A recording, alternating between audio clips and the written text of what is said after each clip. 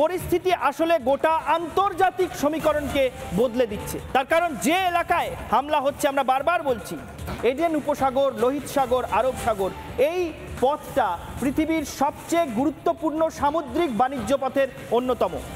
ইউরোপের সঙ্গে এশিয়ার যে সামুদ্রিক পথে বাণিজ্যিক যোগাযোগ, সেই পথটা, সেই যোগাযোগটার মূল পথ হলো এটা, মেইন রুট যেটাকে বলে, এইটা হচ্ছে সেই মেইন রুট। এবং এই পথে যদি বাণিজ্য ডিস্টার্ব করা যায়, যদি বাণিজ্য পথকে বিঘ্নিত করা যায়, তাহলে ঘুর পথে পৌঁছতে মালপত্র আদান প্রদান করতে হবে। ঘুর পথে অনেকটা ঘুরে আফ্রিকার দক্ষিণ দিক দিয়ে মালপত্র আদান প্রদান করতে হবে। তাতে বিপুল মূল্যবৃদ্ধি হওয়ার সম্ভাবনা রয়েছে। এবং তাতে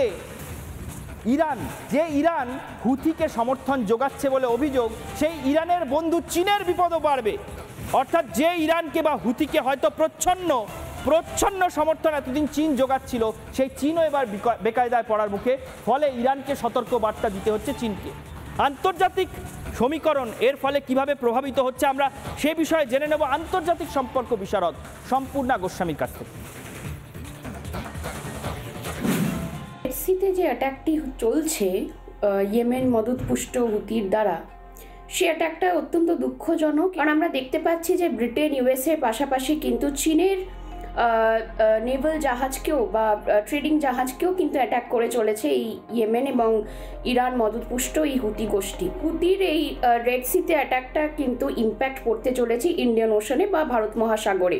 ভারত যেভাবে আইএনএস বিশাখাপট্টনম এবং তার নেভাল জাহাজকে ইউজ করেছে এবং ব্রিটেন এবং ইউএসএর পাশে দাঁড়িয়েছে, সেটা অত্যন্ত প্রশংসনীয়। কারণ হচ্ছে এটার দ্বারা কিন্তু ভারত একটা বিষয় নিশ্চিত করেছে যে ইন্ডিয়ান ওশানে ভারতের যে পজিশন, সেটা কিন্তু যথেষ্ট স্ট্রং এবং যথেষ্ট এমবোল্ডেন্ড।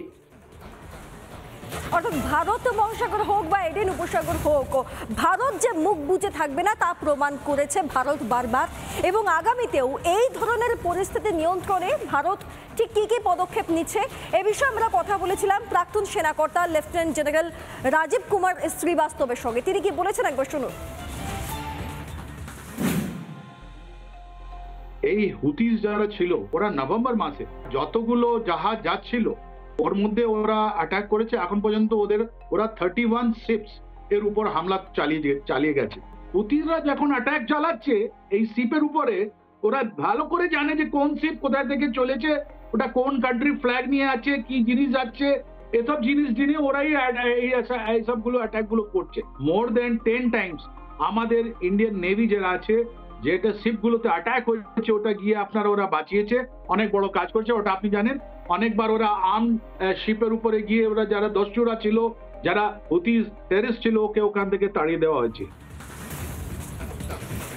অর্থাৎ যার মাথায় যারে হাত থাক, আর এই হুথি গোষ্ঠীরা যতই চেষ্টা করুক আক্রমণ চালানোর, ভারত সেখানে মুখ বুজে থাকবে না এবং ভারতকে দমানো এত সহজ নয় ঈশান, এটা বারবার প্রমাণিত।